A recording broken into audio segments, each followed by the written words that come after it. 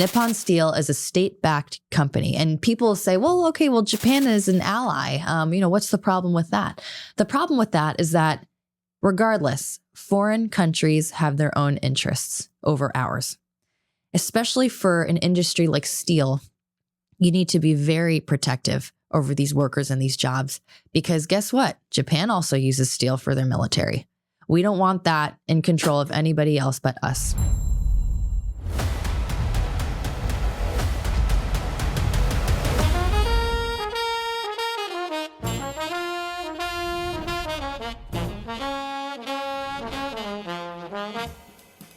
Howdy, everyone, and welcome back to Moment of Truth, the podcast of American Moment. My name is Nick Solheim. I am the COO of American Moment. Man, it feels good to do that after being gone for a while. It took a little adjusting to get back in this chair again, and my pants are a little tighter after being at home for so long, but it's good to be back with you. Thanks for joining us for another episode of Moment of Truth. Of course, for my return, Saurabh decided to conveniently be in New York City, so we don't get to do this show together, but we have a great guest ready for you. But before I get to that, very exciting announcement.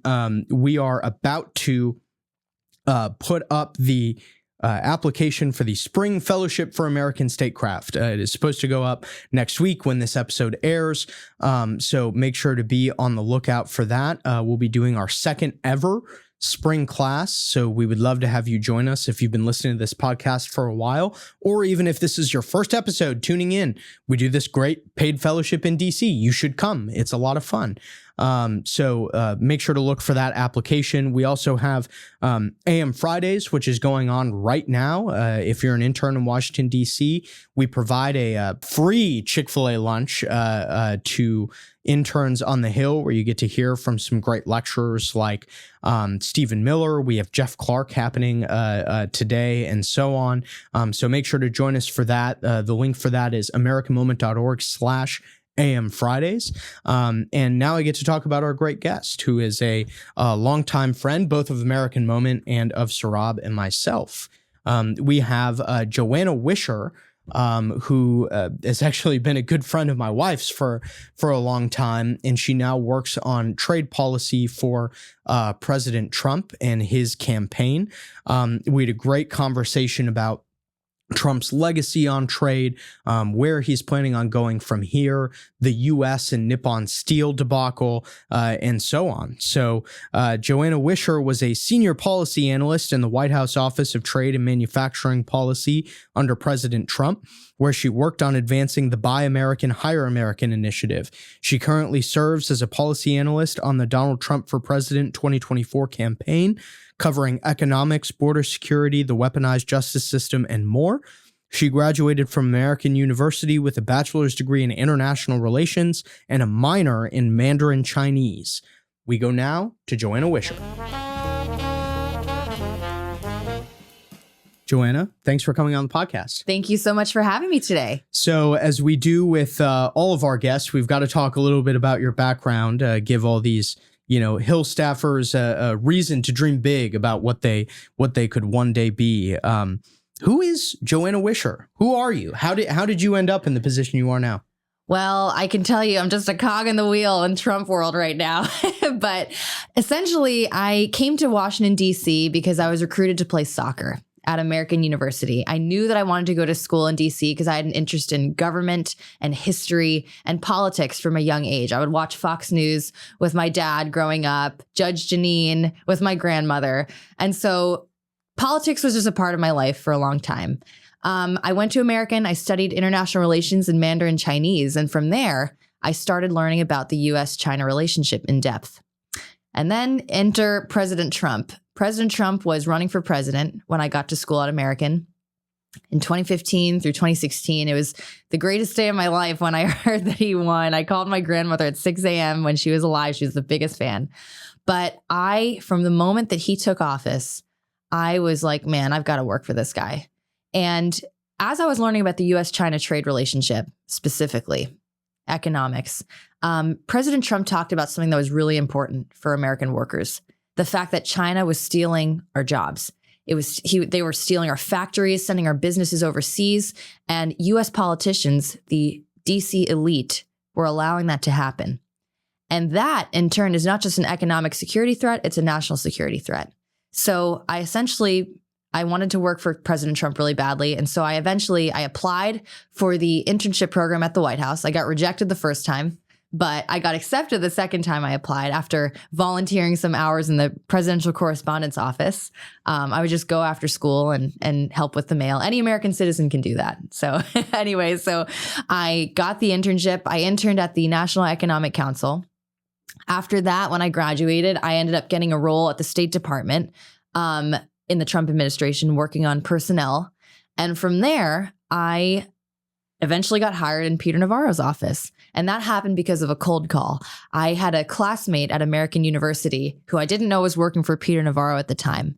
But he was working at the White House, and his name is Chris Abbott. Shout out to Chris Abbott. He was Peter Navarro's fierce deputy director for a long time. And so I called I texted Chris, and then we eventually had a meeting. And I said, listen, I'm really interested in working at the White House. And he told me that he worked for Peter Navarro. And I said, oh my gosh, Peter Navarro is one of the fiercest, most intelligent men around President Trump. I mean, are there any openings in the office? And Chris said, yes, come in for an interview.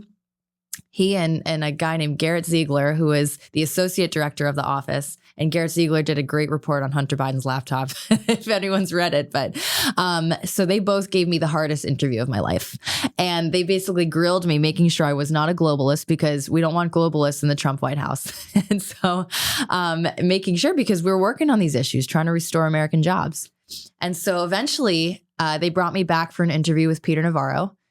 Peter and I met for the first time in fall of 2019, and I was hired the day of.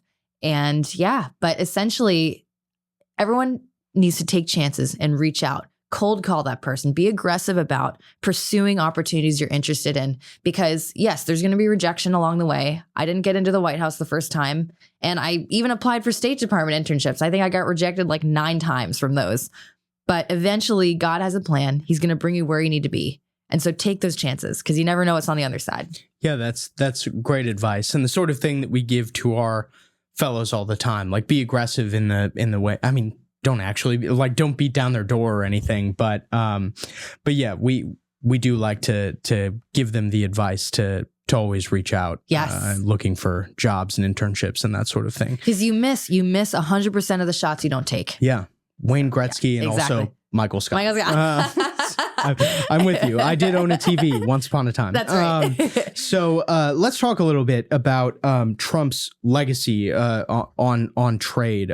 He is, I firmly believe this is one of the issues that most defines not just his presidency, but the era we're in as the conservative movement. Right? It's trade, immigration, foreign policy. These are all things where Trump totally upended the bipartisan consensus on these issues, right? So what is Trump's legacy on trade after, a first 4 years in the White House? I think President Trump put this beautifully the other day. He was on Sean Hannity doing a town hall in Pennsylvania. His whole legacy and this campaign right now is about the forgotten men and women of America. On trade policy is not just preserving, a positive relationship with other countries as much as it is protecting American interests, protecting American jobs, making sure that we have a middle class. What's happening right now all over again is our jobs are being sent overseas. President Trump championed the Buy American, Hire American movement, making sure that our blue collar factory, manufacturing workers, energy workers had jobs. And in turn, that helps our culture. When people have jobs, we have strong marriages, we have families, we have a purpose, we have bustling communities. When a factory stands up in a particular area, you get a movie theater, you get a restaurant. But when a factory shuts down, all that goes away. We need a robust industrial base. And I think that's what is the most important thing about President Trump's trade legacy.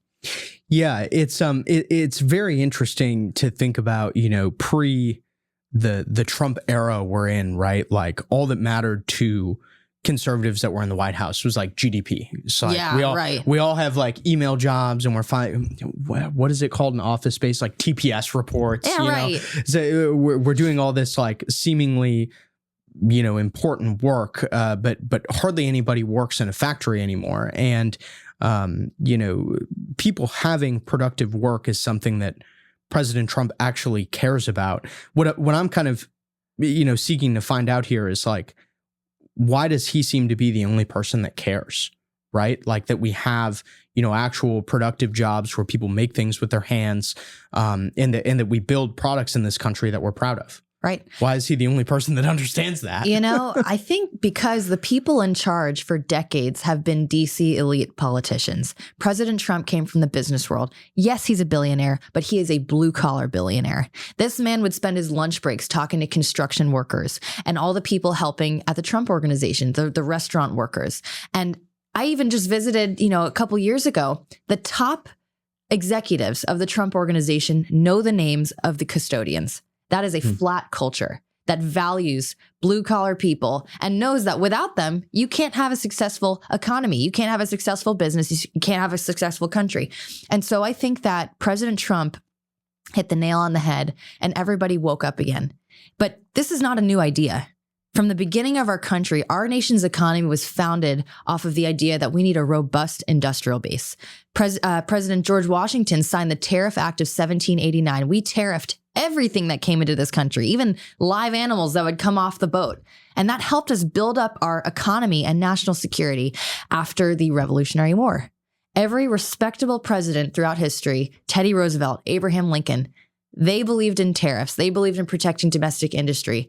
But in the last couple decades, we started, post World War II, the DC elite started to become globalist, right? We have to preserve, nice relationships with everybody. And it's not a bad thing to get along with other countries and other leaders, but not at the expense of our workers. We need to protect domestic industry. Every strong, respectable country has tariffs. I think every country in the world has tariffs, but they expect us to fold on that. Yeah. And President Trump said no more. Well, we have some of the lowest, I think, in the entire world. Yeah, right? we do. Like we've basically just become a globalized economy. I want to talk a little bit about like specific things that President Trump accomplished while he was in the White House, on trade in particular. I mean, trade is one of the issues where I think President Trump had the most aligned staff, or at least at the very senior levels, right? More so than almost any other issue area. And I think there was a lot of success there. So walk us through the specifics and how he started to build the foundation for a better America in his first 4 years in the White House. Yeah, well, I think that came from recruiting people from private industry. And yes, there were some people that came from government. But what's really important is that everybody supports President Trump. There were some issues with that because, when you don't support the man that you're working for and, but guess what? We got rid of those people, okay? And especially this campaign is focused on making sure that the personnel remains loyal to the agenda, which is the interest of the American people, not the DC elite. So we're really focused on that this campaign especially. But yeah, just building that out. We need to recruit people that see his vision, that are not going to bolster our foreign enemies and, that we're buying oil from socialist dictators instead of, domestically. We need to domestically produce. We need to make sure that we're prioritizing the needs of the American people and going after our culture, restoring American culture again, because it's eroding before our eyes. Yeah. Could you talk a little bit about, specific things like the, USMCA, the ongoing negotiations with the EU, et cetera, and even some, domestic manufacturing things that I might not be familiar with, some particular things that he was very passionate about and spent a lot of time on during the administration. Yes. So the United States-Mexico-Canada agreement replaced NAFTA. NAFTA helped shut down 60,000 factories in this country, millions of manufacturing jobs. So that was one of the most historic trade deals, and Democrats and Republicans alike were in favor of it. However, this is really interesting, Nick, what's happening now. Joe Biden and Kamala Harris, they tout how much they support manufacturing in this country. In reality, it's the polar opposite. Right now, the USMCA is being violated left and right by both Mexico and China in particular. Mexico has been dumping steel into our country far below market price in violation of the USMCA. And companies like Zekelman Industry, our largest privately owned steel company in California just shut down its Long Beach plant in California. We have companies like Wyerton Cleveland Cliffs. China has been dumping steel, and along with Germany and South Korea, the Department of Commerce conducted an investigation, said, listen, there's illegal activity going on. They are dumping steel far below market price into our economy.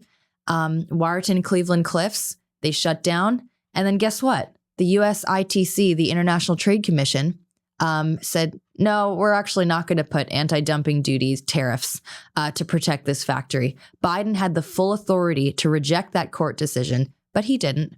And guess what? A mile down the road, he's funding his own priorities, which is a Green New Deal battery plant.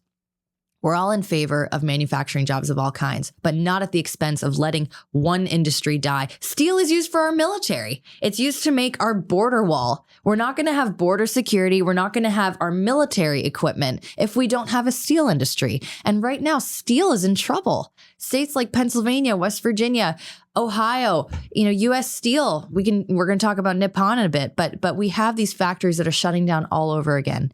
And Joe Biden has not enforced President Trump's USMCA, but we're going to change that. On day one, when we're back, we're going to make sure Mexico and China are not going to cheat us on trade anymore. So what does the enforcement mechanism for that look like? Like, what is it that Biden is ignoring that Trump would do, if he were elected in November? Absolutely. To stop that? Well, you can even use, we're going to do something called universal baseline tariffs, which is going to help our workers, but making sure that Mexico adheres to the promises they negotiated with President Trump. They've just been breaking those rules left and right. And then our factories are disappearing. It's things like when President Trump talks about electric vehicles that China is producing now in Mexico, shipping to the US, he's going to charge a 200% tariff. China has set up a large industrial park in Mexico because they are anticipating potentially if Biden somehow, if Kamala wins somehow, which I don't think is going to happen, and I know it's not going to happen, but China has been setting up a large industrial park called the Hofusan Industrial Park. It's 35 companies big, and there are individual companies that are producing furniture, construction equipment, and even steel. But they're saying, hey, we can send these goods into the U.S. duty-free because we're in full compliance with the USMCA. So China smells weakness and blood coming from Kamala Harris and a potential Tim Walz Kamala Harris situation. And they are dumping steel, they're dumping products tariff-free into the country. So what we need to do is tariff the crap out of those and hold Mexico and China accountable for sending our jobs back overseas again. Yeah, that's very, very interesting. President Trump gave a speech yesterday, or by the time everyone's listening to this, last week, on trade. Could you give us I'm sure some of our viewers watched it, but can you give us a summary of his message and the sort of things that he was talking about? Absolutely. So he spoke at the New York Economic Club, and he was basically talking about how our trade policy really impacts if we can afford basic living expenses. Green New Deal has been skyrocketing our inflation, which sends our businesses overseas. And what ends up happening is when jobs lost, when our industrial base is eroded, people don't have jobs and they can't afford basic living expenses. And so he essentially talked about how we're going to bring our industry back home. We're going to use tariffs to incentivize domestic manufacturing again. So that trillions of dollars pour back into this economy. Companies like GM and Ford in Michigan, when President Trump invoked tariffs, they invested billions of dollars in places like Michigan and created thousands of jobs, for our auto industry. And that's what he's emphasizing, that the strength of our economy depends on the strength of our industry and our national security industrial base. And so we're going to bring that back home. We're going to make sure that we're cutting Green New Deal spending. We're going to make sure that businesses aren't strangled by taxes so that they don't leave the country. We need industry in America. Yeah, the auto manufacturers, I think, is a really interesting example of just the decline of American manufacturing. I think you see this with other, like Boeing is also another interesting case of like once great American companies, that are sort of floundering, not doing as much of their work in the United States anymore. What precipitated? I mean, I think I know the answer to this, but what precipitated the decline, particularly in auto manufacturing? Like why does Ford, not manufacture the vast majority of their vehicles in Michigan anymore? Yeah.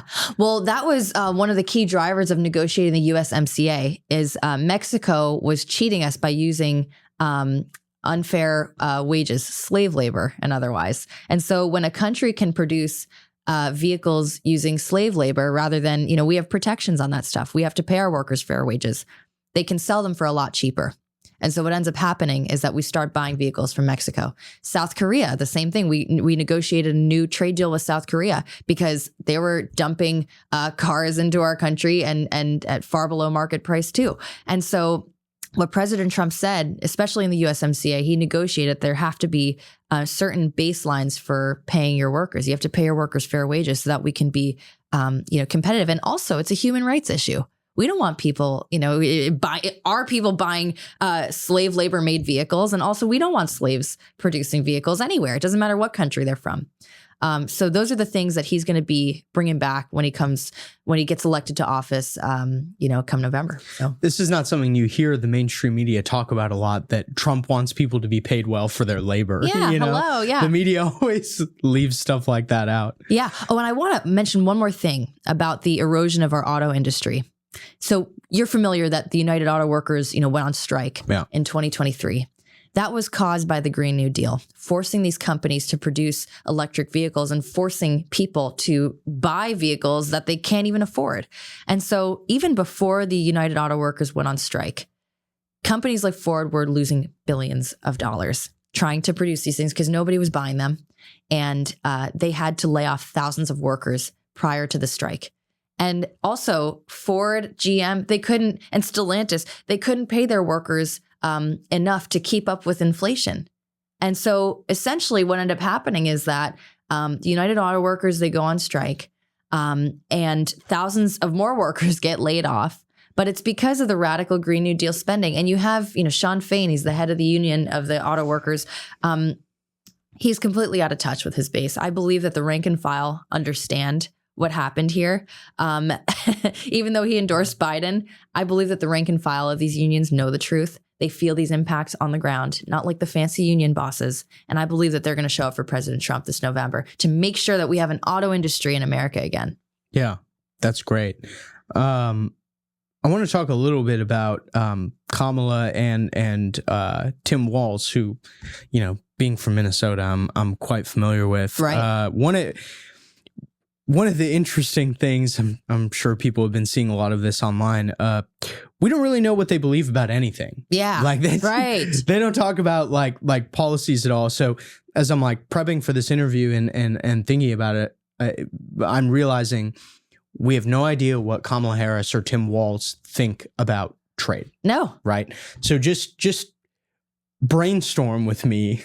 What do they actually believe, and what would a trade agenda, under, a hopefully not Kamala Harris presidency look like? So we do have little tidbits of information, actually, that popped up recently. Kamala Harris called Trump's universal baseline tariff plan the Trump tax.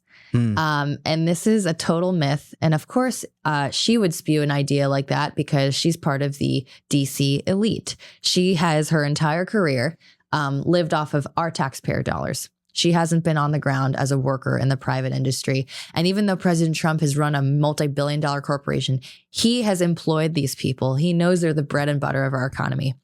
The universal baseline tariffs, if you look at a study published by the Coalition for a Prosperous America, they're not just going to create millions of jobs. This 10% universal baseline tariff, or potentially more on some goods, President Trump, I'll leave that to him. It's going to save every American family $4,000 a year, at least. So this whole myth that this is going to raise taxes, no. When you have domestic industry, you incentivize domestic investment, you incentivize jobs, and we incentivize our national security. We're going to be self-sufficient again. And when that happens, long term, things get a lot cheaper. And so we want to make sure we have that because we saw during COVID, when you're dependent on other countries like China and India for medicine, every country is going to prioritize the needs of their people when an emergency happens. They cut you off. What are you going to do? People die. We need domestic industry in this country for our national security. Yeah, it seems like, Kamala Harris is not really, dare I say, an expert on trade. Yeah. Or Governor Walz, who has been, a governor of Minnesota and a member of the House of Representatives. Like it's there's not a very deep bench there for knowing a lot about trade. But would you define them as free traders, just as like globalists who want to see, line go up? Like what is it that they would actually do, and how would it be damaging to our country? Well, I think looking at what Kamala Harris has not done, and also Tiananmen Tim, his relationship with China, I think that we would see factories shutting down all over the country like they are right now. And energy companies. Pennsylvania just lost its largest coal-fired powered plant. It was a family-owned business, 50 years in operation, just shut down because of the Green New Deal. Kamala Harris does not care about the working men and women of this country. The Green New Deal spending has skyrocketed inflation, ceasing domestic production of energy, instead and turning to socialist dictators like in Venezuela to buy our oil. We're not consuming less oil. We're just buying it from dictators now. She has no regard for incentivizing domestic industry instead of buying oil from the local workers in Pennsylvania. So what I think would happen is we would see China start to get, favors. China has been issuing statements saying, if Kamala Harris is elected, our relationship with the U.S. is not going to be hostile. Nobody needs to worry. I think President Trump is China's worst nightmare. He was the person to invoke tariffs on $350 billion worth of goods. And by the way, if it's a Trump tax, who is complaining about inflation under President Trump? Okay, we put tariffs on China. We put tariffs on Europe. We put tariffs on everybody. And guess what happened? Billions of dollars were invested into our economy, and we created millions of jobs. So that's what's going to happen all over again. Yeah. This is my probably my most boomer memory is like driving down to when I was dating my now wife, and we go down to visit her family in North Carolina.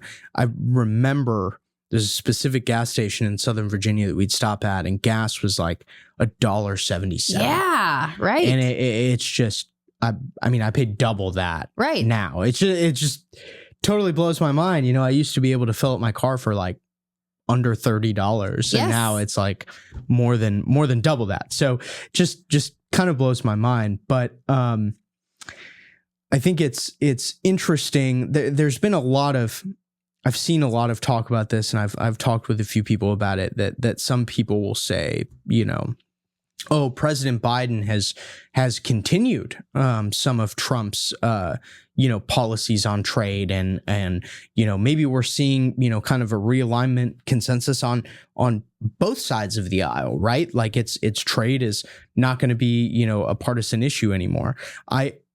Maybe it's just because I'm deeply skeptical of like literally everyone, but I don't really believe that's the case. So what is Biden doing, and is it true to the things that Trump ran on in 2016, the things he's running on now, and what he accomplished while he was in office? Yes, he's kept some things. He's kept some China tariffs on, but here's the thing. He's also suspended a lot of President Trump's trade policies. He has gotten rid of pretty much every single Buy American, Hire American executive order geared towards creating jobs in the auto industry, making sure that we're not hiring illegal immigrants in our businesses. He's eroded all of that. He's suspended tariffs on the European Union. He's created exemptions for places like Ukraine. We're sending them billions of dollars, and now we're creating like permanent exemptions from tariffs for them after what we've done for their economy. I know they're in a crisis, but also it's like we're not in the interest of foreign wars. We want to make sure people stop dying. But also, if you look at what President Biden did in March, that was nothing but an election year like ploy to make it look like he was tough on China. He raised some tariffs on China, some Trump tariffs on China, and invoked some new ones. But here's the kicker. He tariffed things that we're not dependent on them for. So it has basically little to no effect on the Chinese. There's certain minerals and rare earths that we basically don't import from China. But guess what? China has been setting up shop in places like Mexico and other Asian countries and exporting product from there. But he's not invoking tariffs on those countries, so China is still benefiting. So he's creating so many loopholes for the CCP. It's not even funny. And it's purely, these kinds of moves are purely because it's an election year, not because he actually cares about workers. So you're saying that the things that he has kept from, President Trump's administration has just been, it's basically all a farce, right? It's all and he's tweaked it in ways that doesn't actually help Americans. Absolutely. He's kept some things from President Trump, but mostly weakened them. So interesting. Yep. And what we're seeing right now is factories are shutting down all over the country. So swing states, wake up. We got to get President Trump elected. Well, that's a great segue into something that's deeply important to people in state. You were talking about like Pennsylvania and Ohio as an example, which is our steel industry. Yes. I want to spend a lot of time talking about this because I don't think we've talked a lot about Nippon Steel and this whole deal on the show before. Mm-hmm. So just to lay it out for everyone, like tell us what's going on, what this, what Nippon Steel is, how they're endangering our country, et cetera, the whole situation. And then Biden is claiming to shut down that deal, but that does not really seem to be the case. So just give us the whole explainer. Absolutely. So U.S. Steel was founded by Andrew Carnegie in, I believe, the 1830s. And so this company used to be the largest corporation in the world at one point. Saved us during World War II, because as we talked about before, without steel, you don't have military equipment. You need steel for national security.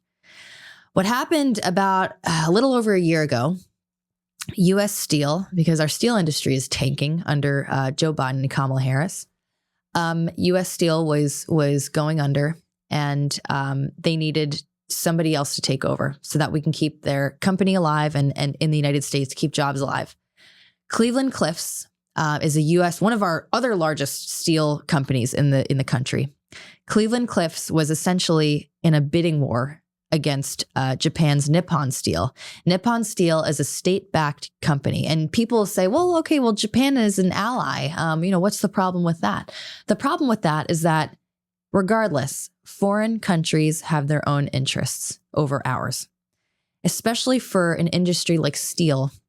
You need to be very protective over these workers and these jobs, because guess what? Japan also uses steel for their military. We don't want that in control of anybody else but us. Nippon Steel, under Joe Biden and Kamala Harris, came in with a few more dollars than Cleveland-Cliffs. Biden and Kamala, they didn't do anything to help Cleveland-Cliffs acquire the company. And then so Nippon essentially worked with the board of U.S. Steel to begin acquiring them.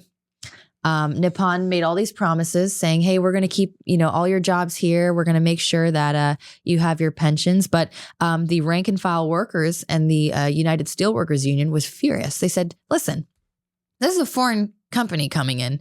They have their own interests, and we're afraid that our pensions that we worked for our whole lives are going to be forgotten about, because guess what? Doesn't matter if it's China or another country that's sending a company to take over.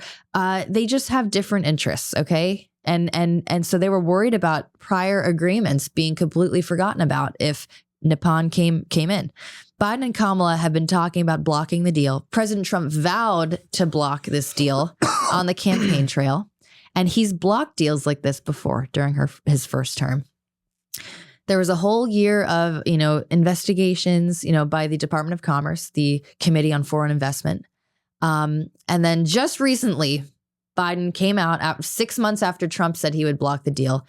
And Kamala and Biden said, oh, we're going to block this deal. And again, it's an election year, so you can figure why the timing worked out this way. This is the thing.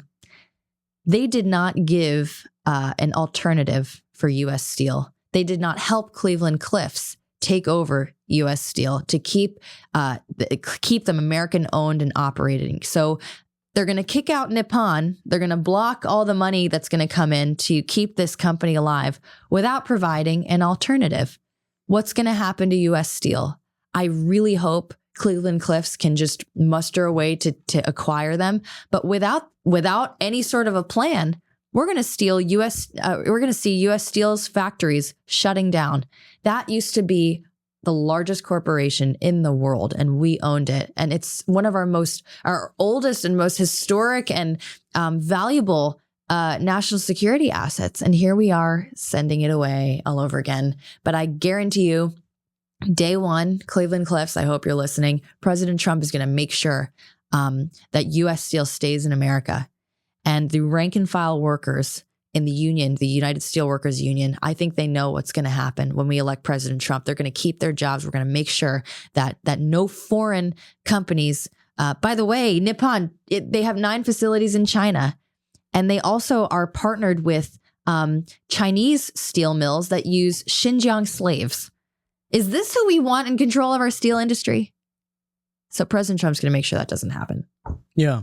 That's great. I want to back up to the very beginning of it was literally like the first sentence of you explaining that. Yeah. Like why U.S. Steel ran out of money. Like it blows my mind. I mean, I'm guessing that the answer is because of all the cheap steel being dumped in the United States. But we have, the largest military budget we've ever had. We're manufacturing out of the wazoo, like all this military equipment. And why is one of our largest and oldest companies in the United States running out of money with that entire defense budget? Absolutely. Well, a lot of it has to do with the Green New Deal and inflation, but steel is not a priority of this administration. And it should be. It should be a priority of every single administration because steel is used for our military. So when you have companies selling cheap steel, especially in times where Americans can barely afford anything, businesses are scrambling to stay afloat and they want to buy the cheapest thing possible. But what we don't understand, what at least the DC globalists don't understand, is that when you produce in America, things get cheaper over time, and you have national security. But price and consumption should not always be the priority for national security goods. Like people should be willing to, and businesses should be willing to do the patriotic thing and make sure that workers have jobs, but you need help from the federal government. But anyway, so it's a combination of Green New Deal, inflation, and then cheap foreign steel flooding our country again. You have, Wyerton, Cleveland-Cliffs, you have Zeckelman Industries. And if you look at the steel jobs that Biden has created, it's basically, the graph looks like this. It's declining. President Trump was the only president in decades to create thousands of steel jobs. And he did that by invoking tariffs on countries in the EU, on Japan, to make sure that our steel industry would thrive. And so then in turn, we had thousands of steel jobs created, and we're going to do that all over again. Yeah.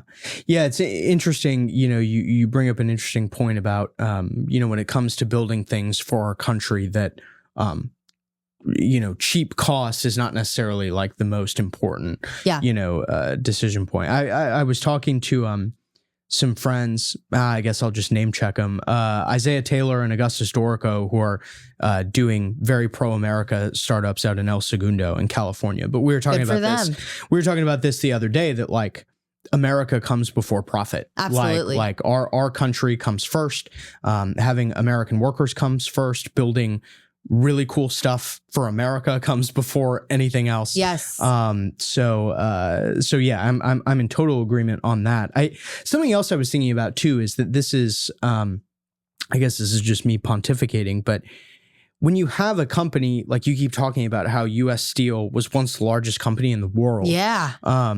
What does that do to the soul of a country when you basically don't build things anymore? You know, when you used to have the largest company in the world that made the material that built basically everything. Right. And now it's going away. Absolutely. There was a study published, I think it was the University of Ohio, some university in Ohio, on Youngstown. And what happened when we eroded our manufacturing base there? What ends up happening is you have families breaking apart. I think they had a record number of like mental health, like help, like call lines, like phone calls with people, because when you lose your job, and what are you going to do? Go code for Google? I mean, very few people can do that. Yeah. And it's like, okay, so you lose your job. You can't provide for your family. You feel like you have no purpose. You can't put food on the table, especially for men. This is very important to be able to provide for their families. Then what ends up happening is maybe marriages break apart. Kids end up growing up in a home where parents are divorced, and that can mess them up and damage them in different ways. So you have a pretty serious cultural problem. If you look at even J.D. Vance, his poor mother, and God bless her, she is recovered from the horrible illness of drug addiction. But then you have, when you have Mexico pouring drugs over our border, guess what? You're going to self-medicate. You're going to feel like I have no purpose. I'm going to just try to escape all the problems I'm feeling.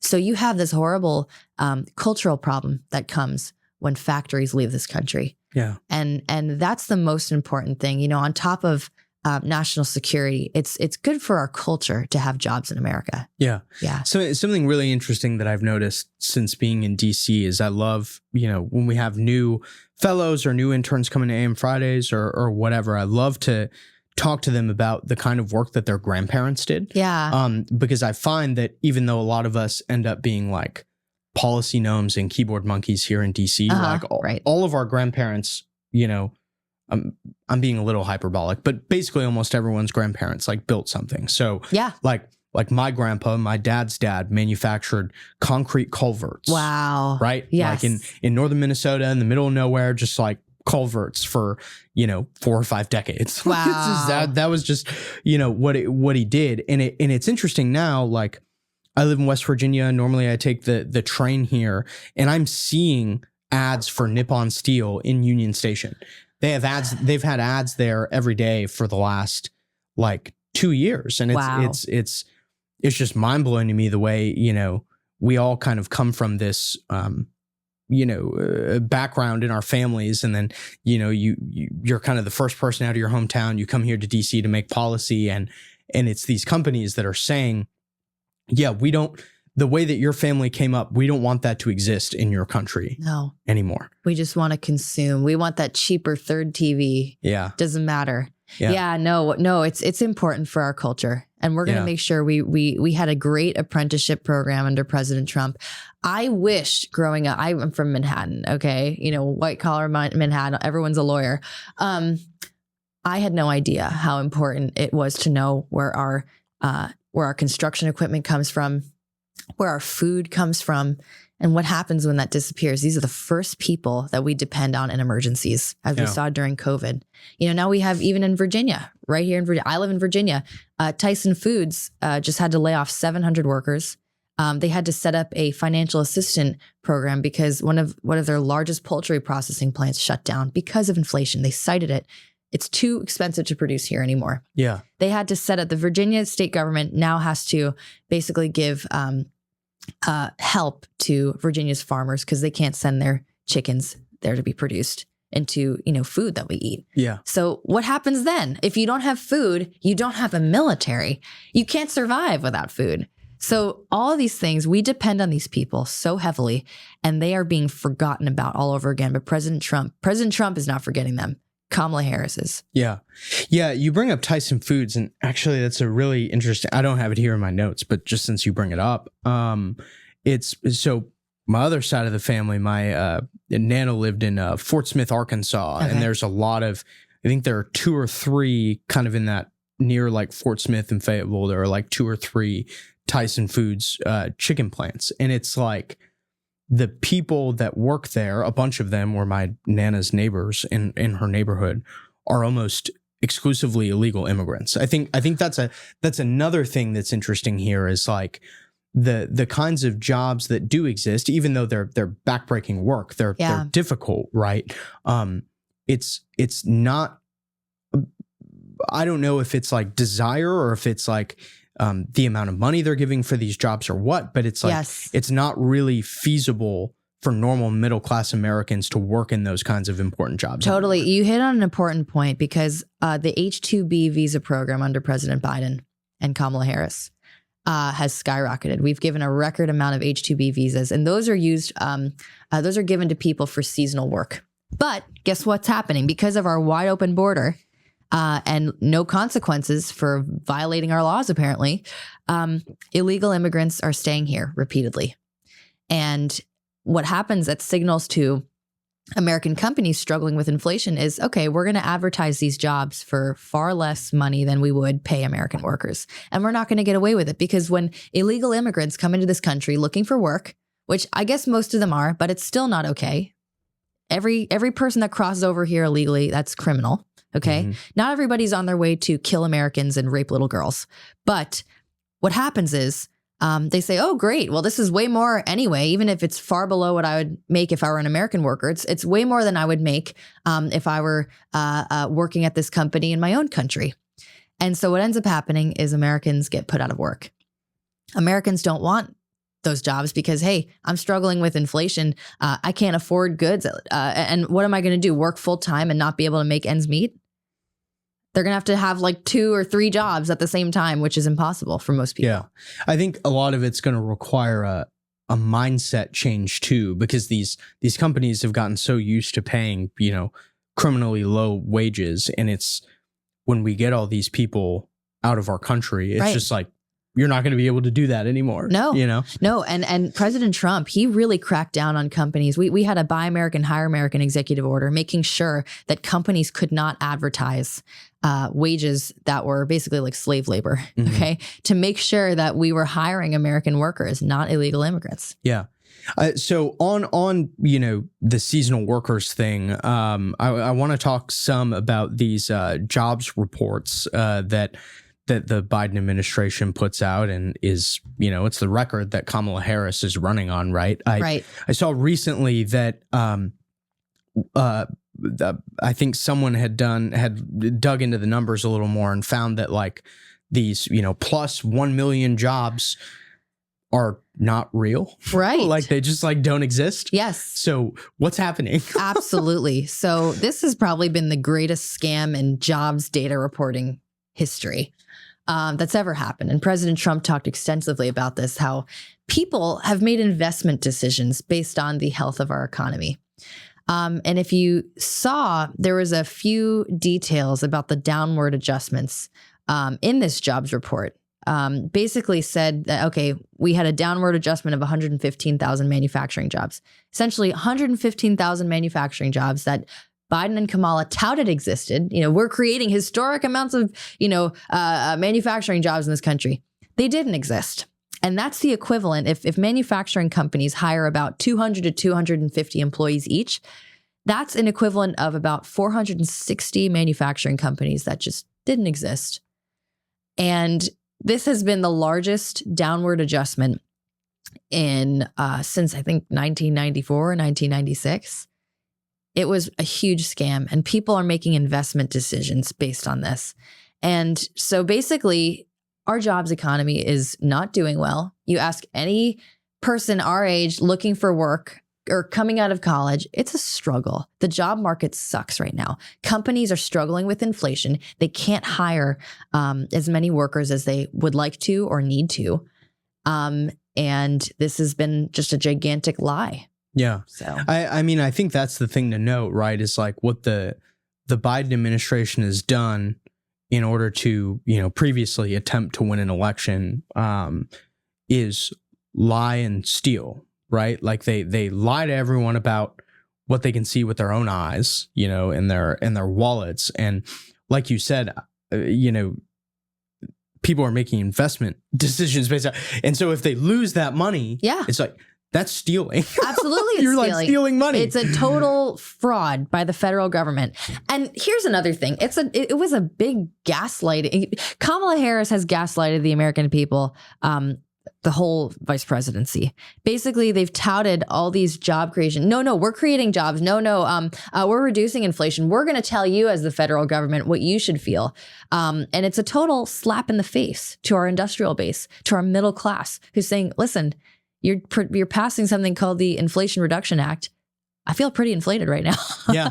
I can't afford anything. Seems like it's raising inflation, Absolutely. actually. Absolutely. And that's what it did. So Yeah, it's very interesting. I want to dig into the numbers a little bit for the differences between you're talking about the H-2Bs, like how many immigrants are a part of these numbers that they report, of people getting new jobs and that sort of thing versus like Americans that are like people that were born and raised here. So there's a big problem with this program because the federal government, I think Commerce, authorizes how many of those kinds of visas we can give out each year. But we don't track how many people stay here.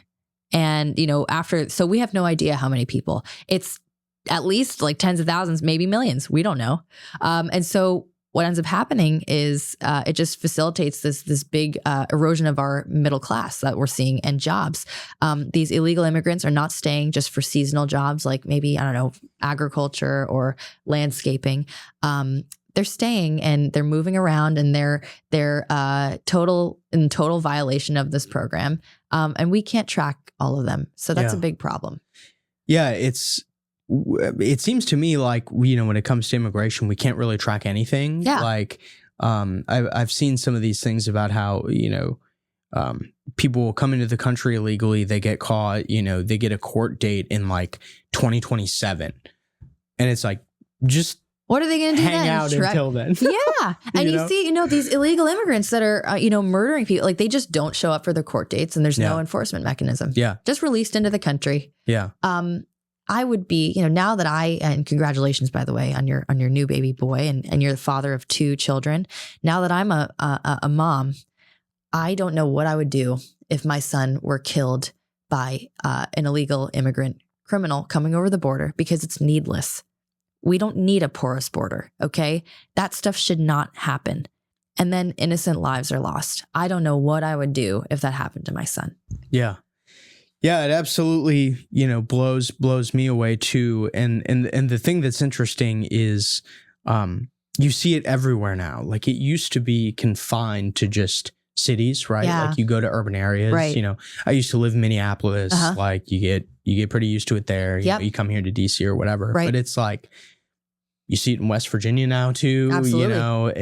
And I doubt like a lot of immigrants are leaving places like El Salvador, Guatemala, et cetera, and being like, I really want to go to West Virginia. That's what I want to do. No. So yeah, it's very difficult. And there's a lot of I think the part about this that's not talked about enough is that there are a lot of companies taking advantage of this, right? Totally. And many of them are companies that would comply if they weren't allowed to, like if a bunch of these people were deported, we sealed the border, et cetera. But, they see an opportunity to save money off their bottom line. And how do you remain competitive, especially in this economy? And something that you touch, it's happening in our cities. That's because these cities are led by the same policies, Democrat policies, that Kamala Harris will probably make even worse if she gets elected. And so, so you have these Democrat cities, crime is skyrocketing. And the left is trying to gaslight us saying, no, actually, in all the red states, we have a big murder problem. Statewide data for crime is essentially like completely inaccurate because crime is hyper-focused to cities. And that's because most cities have Democrats in charge and they're enforcing things like letting criminals out in the street. They're becoming sanctuary cities. They're reducing penalties. Like if juveniles, if you're like days away from turning 18, the DC Attorney General basically said, kids will be kids. If you commit a murder, we're just going to try you as a kid. We're going to give you far less penalties. And guess what that creates? Another big cultural problem. Gangs begin to prey and recruit juveniles, because the penalties for their crimes are far less. So it's a win-win situation for these gangs. And so then you create a culture where kids in their perfect, innocent, impressionable minds are suddenly recruited. They feel like they have someone's coming after me. They're recruited into these horrible criminal organizations and end up in and out of jail for their whole lives. Yeah. We need to stop that problem, enforce our law and order. Well, the other thing too that's coming back to the H-2B and the seasonal workers and that sort of thing that really frustrates me that President Trump actually, cares about, is that basically what we've done, with both, companies, not stopping companies from hiring illegals as much as we should. And then with the H-2B program is we've kind of created basically a permanent underclass of people, right? Yes, we have. So the basic viewpoint is like, yeah, we'll just, import all these people or let them come in here and work all these jobs that like we don't want to work at, and they'll be paid super low wages and it'll suck for them. But I'll get to buy my third flat screen Chinese TV. Yeah.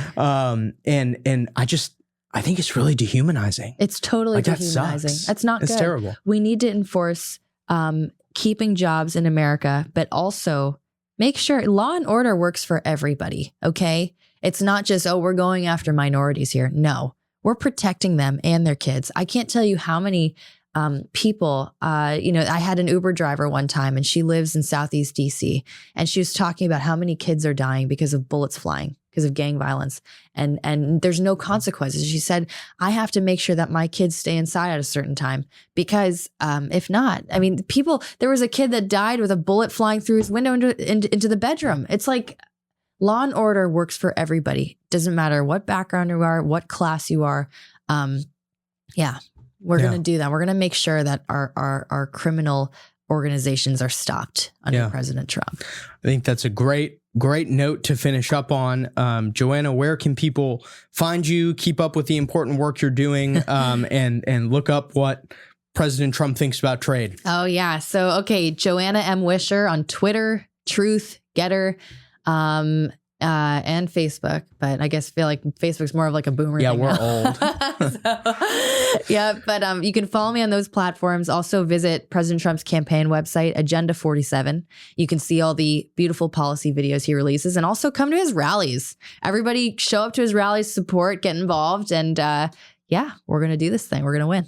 All right. Well, thank you very much for coming on the podcast. Thank you so much for having me. Thanks for joining us for another great episode of Moment of Truth. Like I said in the introduction, please make sure to be on the lookout for our Spring Fellowship for American Statecraft application. That'll be going live probably around the time that you hear this. So if you're interested in joining us in DC for a paid fellowship opportunity, please take a look at that. If you're an intern currently in Washington, DC, we have our AM Fridays program going. Free Chick-fil-A lunch, cool speaker. We host it in the Russell Senate office building. We would love to have you join us. The link for that is americanmoment.org/AM Fridays. Thanks again for joining us for another episode of Moment of Truth. It's great to be back. We'll see you next week. Moment of Truth is an American Moment podcast taped at the Conservative Partnership Campus Studios and is produced by Jake Mercier, Jared Cummings, Tiffany Kutris, and Matthew Pearson. Our intro song is A Minor Struggle by Ryan Serenich, and our website is americanmoment.org.